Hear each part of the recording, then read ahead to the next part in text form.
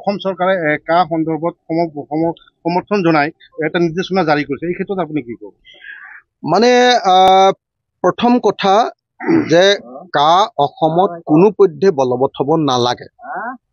যদি কা বলবৎ হয় তেতিয়াহ'লে এইটো অসমীয়া জাতিৰ কাৰণে এইটো এটা দুৰ্ভাগ্যজনক ঘটনা।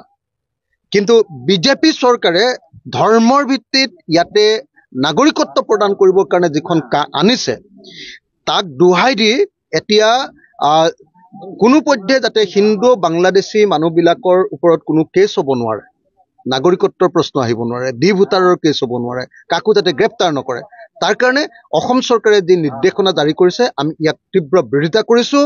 আৰু অসম চৰকাৰক এই নিৰ্দেশনা উঠাই লৈ অতি সোনকালে 1971 চনৰ 24 মাৰ্চৰ পাছত অহা সকলো বিদেশী, মুছলমান বিদেশী, হিন্দু বিদেশী, খ্ৰীষ্টান বিদেশী, অন্য বিদেশী যি বিদেশী আছে সকলোকে অসমৰ পৰা বাহিৰ কৰি দিবৰ কাৰণে আমি চৰকাৰক আহ্বান জনাইছোঁ। অসমক মাৰিবৰ কাৰণে কেতিয়াও এনেকৈ অসমত হিন্দু বাংলাদেশীক আনি বহুৱালে নহ'ব, আমি কেতিয়াও মানি নলওঁ। অসমত থকা বাংলাভাষী মানুহ কিন্তু একদম শান্তিপূৰ্ণভাৱে থাকিবলৈ পাব লাগে।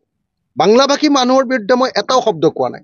মই যিটো কথা কৈছোঁ সেইটো হ'ল যে বাংলাদেশী হিন্দু বিদেশী নাগৰিক 71 চনৰ পাছত আহিলে বিদেশী, আৰু তেওঁলোকক কোনো পধ্যে ইয়াত ৰাখিব নালাগে।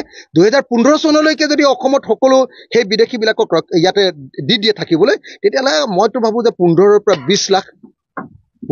20 লাখ এনেকুৱা হিন্দু বাংলাদেশীয়ে অসমত নাগৰিকত্ব পাব, আৰু অসমৰ মাটি, অসমৰ ব্যৱসায়, অসমৰ চাকৰি সকলোৰে ওপৰত তেওঁলোকৰ অধিকাৰ আহি যাব। আজি সংবাদমেল পাতি মুখ্যমন্ত্ৰী দুগৰাকীয়ে সেই কথাই কৈছে যে 5জন মানুহ শহীদ হ'ল কা আন্দোলনত, কিন্তু দেখা গৈছে যে মাত্ৰ 2জন মানুহেই আপিল কৰিছে বুলি কাৰ ভিত্তিত।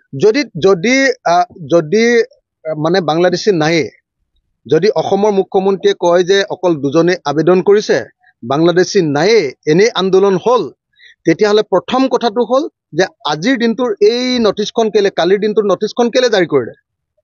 নটিছখন কিয় জাৰি কৰিলে? যে এই তেওঁলোকে যে ক'লে, সেই নটিছখনত যে ক'লে যে 71 চনৰ পাছৰ পৰা এতিয়ালৈকে 2015 চনলৈকে অহা হিন্দু বাংলাদেশী মানুহৰ ওপৰত কোনো কেছ হ'ব নালাগে।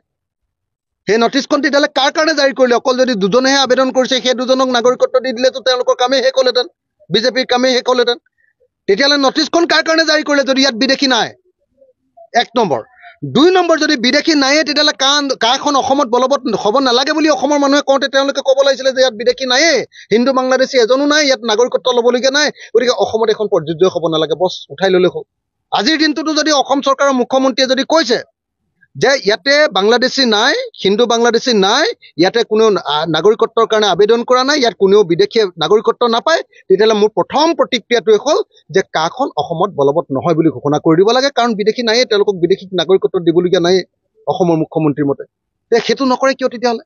মই অসমৰ মুখ্যমন্ত্ৰীক প্ৰত্যাহ্বান জনাইছোঁ, প্ৰত্যাহ্বান এইটো, যে যদি মুখ্যমন্ত্ৰীয়ে সঁচাকৈ ক'ব পাৰে যে ইয়াত বিদেশী নাই, তেতিয়াহ'লে কালিৰ নটিছখন উঠাই লওক আৰু কা নামৰ আইনখন উঠাই লওক, কাৰণ সেইবিলাকক দিবৰ কাৰণেহে, বিদেশীবিলাকক নাগৰিকত্ব দিবৰ কাৰণেতো কা আনিছে। যদি বিদেশী নায়ে তেতিয়াহ'লে এখন উঠাই ল'লে হয়।